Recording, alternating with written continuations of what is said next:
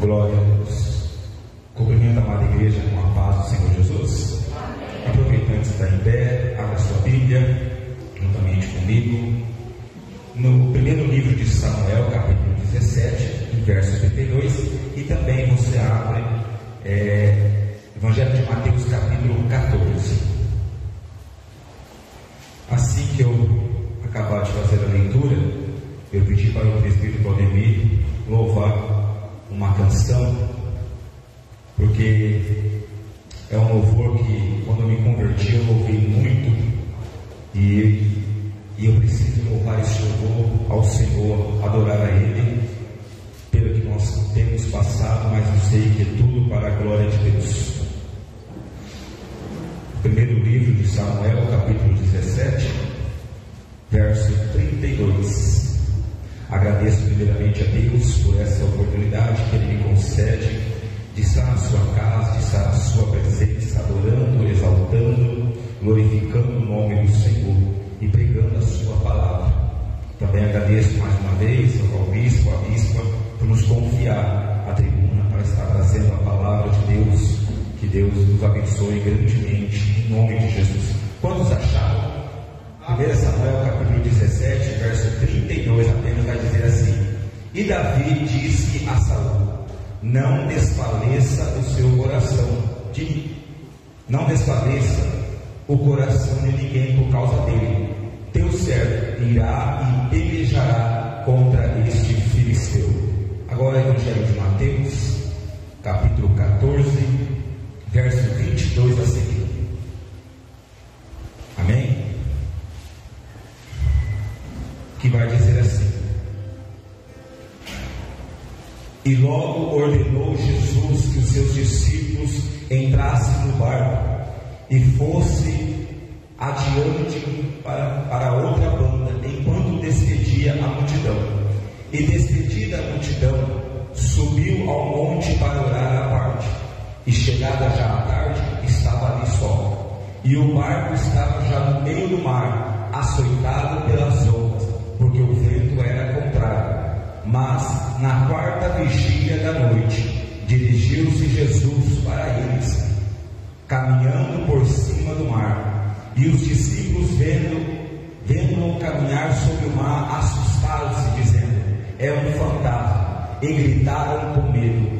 Jesus, porém, lhes falou logo, dizendo: Tende bom ânimo, sou eu, não temais. E respondeu-lhe Pedro e disse: Senhor, se és tu, manda ir ter contigo por cima das águas. E ele disse: Vem. E Pedro, descendo do barco, andou sobre as águas para ir ter com Jesus. Amém. Feche seus olhos, adore o Senhor juntamente conosco essa canção, em nome de Jesus. Deus, maravilha.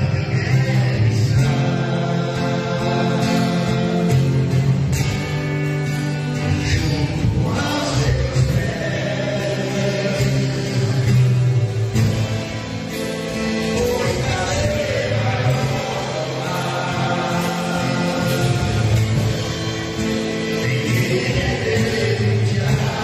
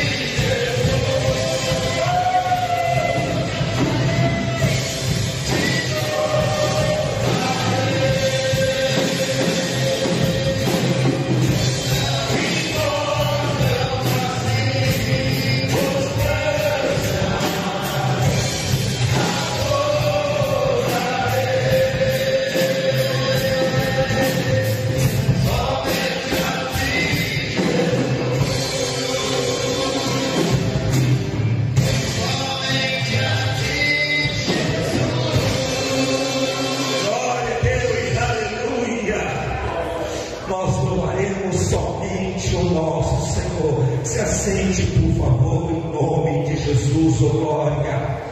Aleluia, Deus de maravilha. Oh, como eu sinto a presença na casa. Sinta a presença de Deus. Abra o seu coração, pois Deus se faz presente no nosso meio. Queridos, hoje está se iniciando a campanha Derrubando Gigantes. Um tema, uma mensagem, uma campanha que Deus colocou no coração dos nossos pastores, e aonde está se iniciando hoje, e aonde Deus foi direcionando nossos líderes, mostrando que a cada campanha, a cada quinta-feira aqui, nós vamos estar derrubando o gigante da nossa vida. Já foi falado aqui através do pastor Wilson, que qual é o gigante que está te maltratando, está te perseguindo, qual é o gigante que você está enfrentando na sua vida.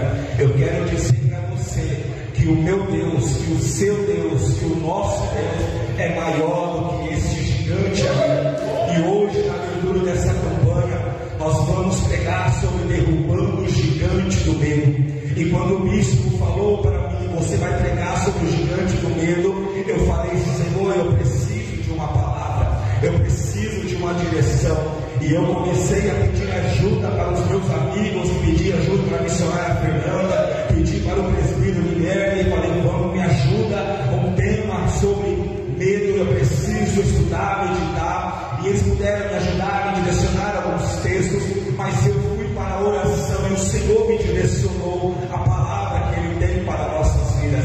Mas como a mensagem, o tema que está lá em 1 Samuel, capítulo 17, verso 32 que foi lido aqui, ali rapidamente, igreja, vai nos dizer que o povo filisteu, eles travam uma batalha, eles vão querer uma batalha contra o povo de Deus, contra o povo de Israel. E ali dentro daquele povo filisteu tem um forte, um grande guerreiro chamado Golias, que fazia parte do exército dos filisteus.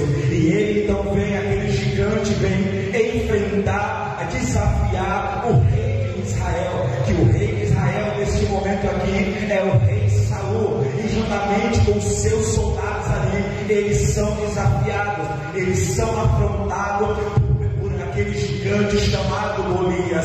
E Golias vem a causar medo, Golias vem a amedrontar ao povo de Israel, que a Bíblia vai dizer, o texto que nós lemos, 1 Samuel capítulo 17, depois você lê, aconselho você ler, para você ter maior compreensão. E então a Bíblia vai dizer que quando Golias começa a desafiar o povo de Deus, começa a desafiar, afrontar o rei Saul e todo aquele soldado, a Bíblia vai dizer que o rei Saul teve medo, ficou apavorado por tamanho daquele gigante, e juntamente com o rei Saul, todo o seu exército temeu diante do gigante. Aqui eu aprendo algo da parte de Deus para nós, que o gigante que surge na minha e na sua vida não é para nós temer, não é para nós retroceder, não é para nós falar, ele vai nos vencer, não. O gigante que surge na nossa vida é para nós enfrentar, porque maior é aquele que está conosco do que aquele que está no mundo, maior é aquele que está comigo, está com você, do que esse gigante se levantou contra a nossa vida. Então o gigante começa a enfrentar o povo de Israel, mas eles retrocedem, eles dão um passo para trás, eles estão sendo covardes. Mas a Bíblia vai dizer que um jovem chamado Davi chega no acampamento, chega no arraial e ouve aquela afronta de Golias. E quando Davi ouve aquela afronta, quando o povo escolhido de Deus, Davi vai dizer o seguinte: quem é este incircunciso para afrontar o povo de Deus? Incircunciso significa aquele que não tem aliança com Deus, aquele que não tem pacto com o Senhor. Aí então Davi vai dizer: quem ele está pensando para afrontar o povo de Deus dessa forma? Então Davi, ainda jovem, ele chega até Saul e diz: tranquilize o seu coração, rei, porque eu vou pelejar contra este gigante. E como você conhece o texto, que Davi então ele vai enfrentar o gigante Golias, e Davi ele pega a sua funda, arremessa uma pedra e derruba o gigante, e depois de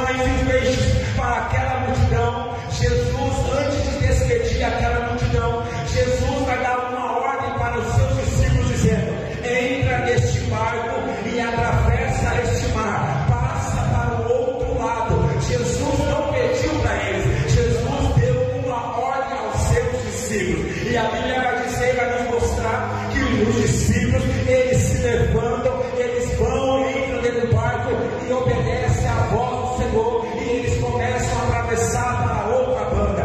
Jesus fica na beira da praia despedindo o povo, e quando Jesus acaba de despedir o povo, a Bíblia vai nos mostrar, na leitura que nós temos, que Jesus sobe para o monte para orar. Jesus vai para o monte para clamar ao Pai. Jesus vai ao monte para buscar intimidade. Sabe o que eu aprendo aqui? Que monte não é lugar de perder tempo, monte não é lugar para passear, monte não é lugar para fazer brincadeira, monte é lugar de buscar a presença, monte é lugar de você se humilhar, monte é lugar de você ter intimidade com o Senhor. Então Jesus vai para o monte orar ao Pai.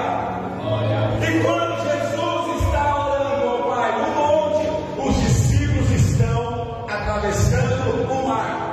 E o texto vai nos dar uma informação que na quarta vigília os discípulos começam a ser açoitados pelas ondas. Os discípulos começam a sofrer uma tempestade. Os discípulos começam a sofrer aquelas ondas. O vento forte atinge aquela embarcação. Os discípulos começam a sofrer uma tempestade. Os discípulos começam a se apavorar. Os discípulos começam a sofrer. Eles estão enfrentando uma tempestade na quarta vigília da noite. Quando os judeus, eles querem na parte da noite, eles classificam em 4 vigílias. A primeira vigília é entre as 6 horas da tarde até as 9 horas da noite. A segunda vigília é entre as 9 horas da noite até a meia-noite. A terceira vigília é da meia-noite às 3. E a quarta e última vigília é entre as 3 da manhã às 6 horas da manhã. Então, eles estão sofrendo essa tempestade entre as 3 e as 6 horas da manhã. E Jesus está no monte. E quando eles estão sofrendo essa tempestade, quando o vento está forte sobre eles, quando as ondas estão querendo quebrar, arrebentar com a sua embarcação, querendo acabar com a vida deles, querendo afogá-los, querendo destruir, a Bíblia vai nos mostrar que lá do monte Jesus viu os seus discípulos ao meio de uma tempestade. Deixa eu te dizer uma coisa: tempestade aqui para nós significa, tempestade pode ser problema, tempestade pode ser as dificuldades, tempestade pode ser os obstáculos, a tempestade pode ser a adversidade, pode ser o contratempo, enfim. A tempestade no nosso linguajar significa provações que o cristão passa. Eu não sei qual é a sua prova, eu não sei qual é a sua luta, mas saiba de uma coisa, que Jesus lá de cima está vendo você nessa tempestade. Ele está contemplando que você está em dificuldade, que você está sendo perseguido, que estão se levantando contra a sua vida, quando aconteceu um contratempo, chegou a doença, chegou a enfermidade, chegou a adversidade, mas o Senhor me traz aqui e manda te dizer: eu estou descendo no monte em tua direção, eu estou chegando nessa tempestade, eu vou chegar no meio dessa tempestade. Será que você está entendendo o que Deus está falando? Que Jesus vai chegar aonde está o problema da sua vida. Jesus vai chegar aonde está fazendo você chorar. Jesus vai chegar no meio da tua tempestade. Jesus, quando ele vê os discípulos sofrendo na quarta vigília da noite, ele vê os seus discípulos sofrendo, Jesus desce do monte. E quando Jesus desce do monte, ele chega na beira da praia. E quando ele está caminhando na beira da praia, chega ao mar, chega às águas, e Jesus coloca o pé e ele começa a andar sobre aquelas águas. Quando Jesus coloca o pé naquelas águas, as águas reconhecem: esse não é um banhista, esse não é uma pessoa qualquer, esse é um termo do mar, esse é um dono da natureza. Vamos sustentar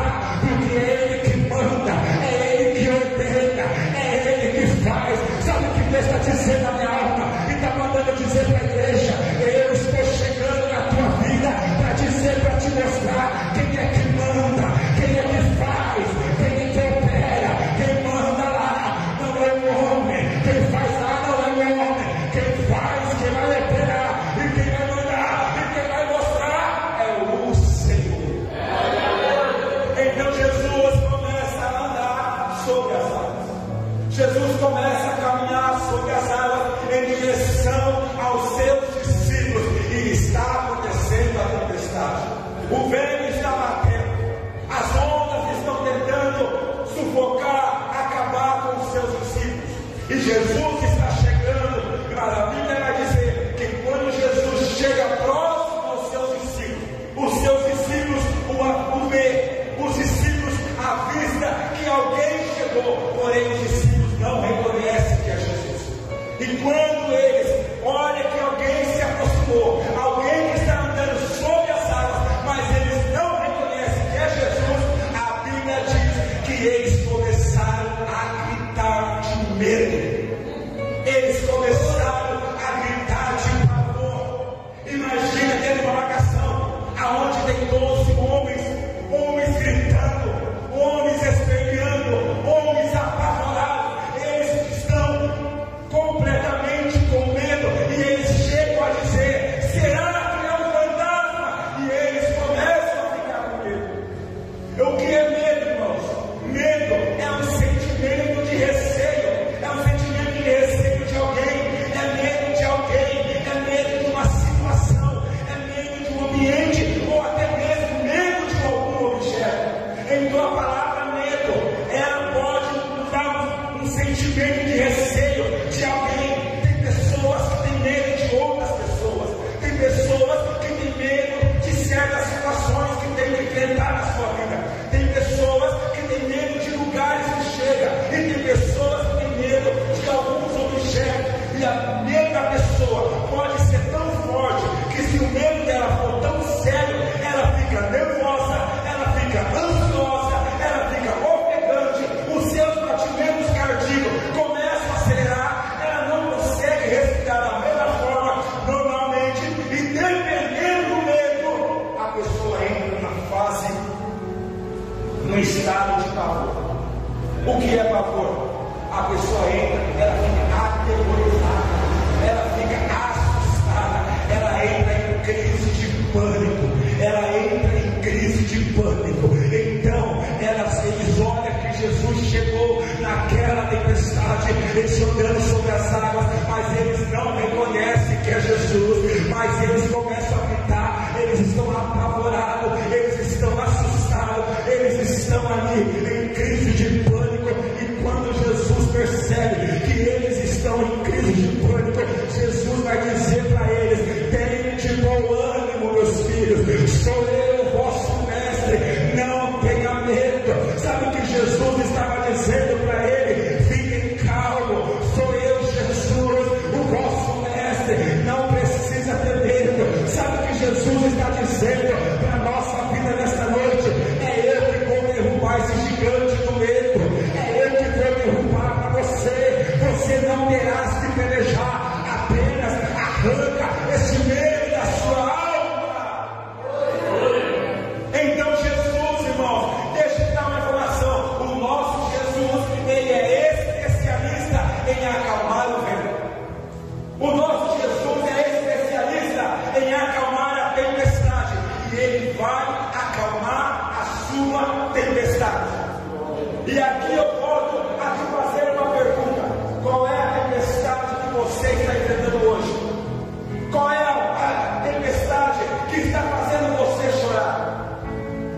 Eu estava comentando com o irmão Israel no trabalho, e eu falei para ele que segunda-feira, essa segunda-feira que passou, foi um dos piores dias da minha vida, porque a maioria que sabe que semana passada a minha esposa foi acometida da dengue. A minha esposa ficou 35 horas sem dormir e chorando de dor. Eu sofria com ela, chorava com ela. E segunda-feira que passou agora, dessa semana, eu indo para o trabalho, no meio da rua, dessa avenida aqui, eu comecei a chorar, eu comecei a sofrer. Eu falei: Senhor, visita minha esposa, Senhor, tem misericórdia, Pai.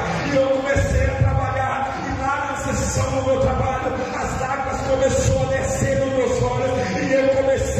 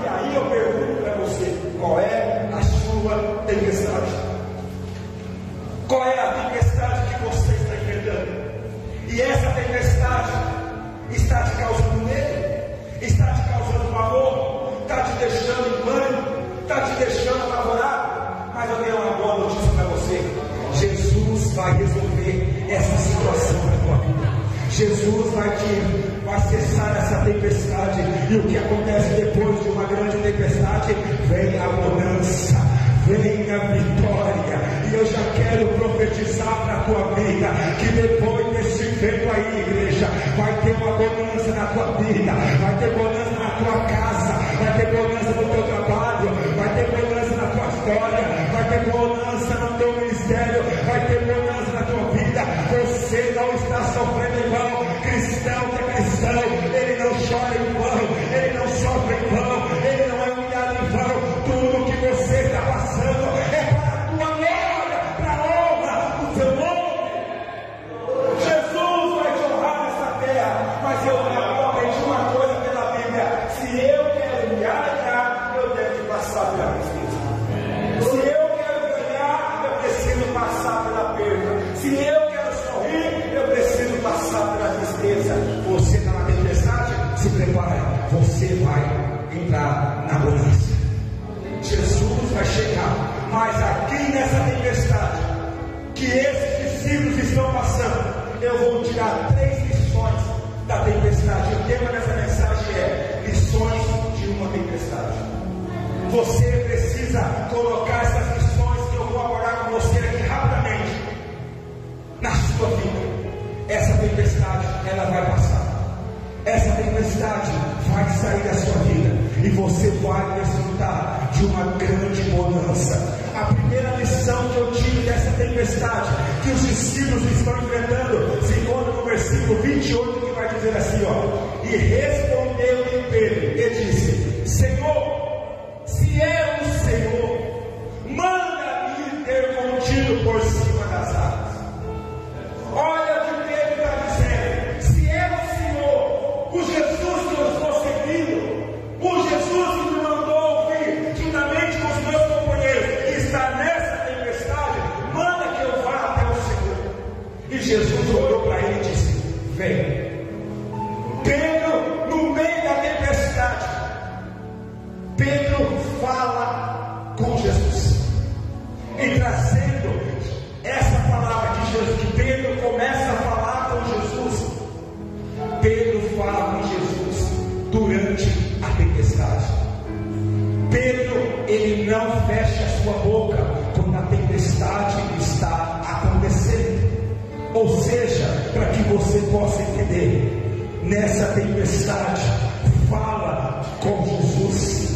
Falar aqui significa vá para a oração. A tempestade não é para fazer você se silenciar. A tempestade não é para você ficar calado. A tempestade não é para você ficar quieto. Nessa tempestade, neste vento, neste problema, o Senhor está dizendo: vai para a oração, porque somente a oração que tem poder para cessar o teu vento. É a oração que vai te dar livramento. É a oração que vai te levar para a bonança. Pedro então abre a boca e fala: se é o Senhor, manda ter ir contigo. E Jesus disse: então vem, Pedro. E o Senhor está dizendo: vai para a oração, venha para a oração, vai para a oração, vai para o clamor. Ou seja, a primeira atitude dentro dessa tempestade, nós temos que clamar, porque aquele que clama tem resposta. Aquele que clama não fica sem direção. Aquele que clama não fica sem resposta. Pegou a primeira lição que eu tiro no meio de uma tempestade: nós não podemos nos calar. Precisamos clamar ao Senhor. E exemplo de alguém que enfrentou um problema, correu o risco de morte, mas decidiu clamar. Daniel, ele está andando na Babilônia, de repente ele avista um edital que não poderia clamar a Deus nenhum por um espaço de 30 dias. E como você conhece o texto, Daniel era crente de verdade. Daniel orava ao Senhor 3 vezes ao dia. E Daniel, quando olhou aquele edital, disse: eu posso correr risco de morte, mas eu não posso perder a minha comunhão com o Pai. E a Bíblia diz que Daniel vai para a oração. Daniel abre a janela do seu quarto rumo a Jerusalém, e Daniel começa a clamar, Daniel começa a orar, Daniel começa a falar com Deus. Mas a Bíblia dizer que os seus adversários viram ele orando e foi entregado a Daniel. E Daniel foi entregue na mão do rei Dario, e o rei Dario teve que cumprir com o edito, que aquele que quebrasse essa regra, essa lei, essa ordenança do rei tinha que ser lançado na cova dos leões. Daniel não olhou para o leão, Daniel não olhou para a cova, Daniel não deu crédito se ia morrer ou não. Daniel só disse assim: eu preciso clamar, é nesse momento que eu preciso clamar, é nesse vento que eu preciso clamar, é nesse problema que eu preciso clamar. Daniel foi até jogado dentro da cova, cheio de leões. Deixa eu te dizer, Deus não vai nos livrar de tempestade, Deus não vai nos livrar dos leões, Deus não vai nos livrar das covas, mas Ele diz: mas em todo ambiente eu me faço presente, em todo ambiente eu estarei com você. Essa tempestade que você está, saiba, Deus está com você. Daniel foi lançado na cova, mas no dia seguinte Daniel saiu ileso. Por quê? Porque orava. Quer sair dessa tempestade?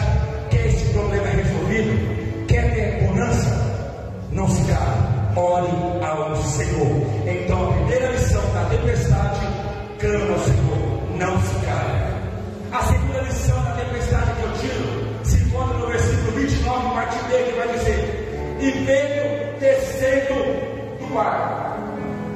E eu quero frisar isso: e Pedro desce do barco, e a tempestade ainda está acontecendo. Jesus ainda não repreendeu o vento, Jesus ainda não repreendeu a tempestade. Então entenda que quando Pedro está falando com Jesus, a tempestade está acontecendo. Quando Pedro agora decide descer do barco, porque Jesus permitiu que ele descesse, a tempestade está acontecendo. Então quando Pedro desce do barco, o que ele está fazendo aqui? Ele está, em segunda lição que eu digo aqui, Pedro está exercendo a sua fé. Pedro está colocando a sua fé em ação. E aqui eu te faço uma pergunta: nós vamos colocar a fé quando as coisas estão tudo bem? Nós vamos colocar a nossa fé em ação quando o Senhor está bem? Nós vamos colocar a nossa fé, vamos exercer a fé quando as coisas estão na bonança? Não. Nós precisamos exercer a fé é quando o dia mal chega. Nós precisamos exercer a fé é quando a luta chega. Precisamos exercer a fé é quando a tempestade chega.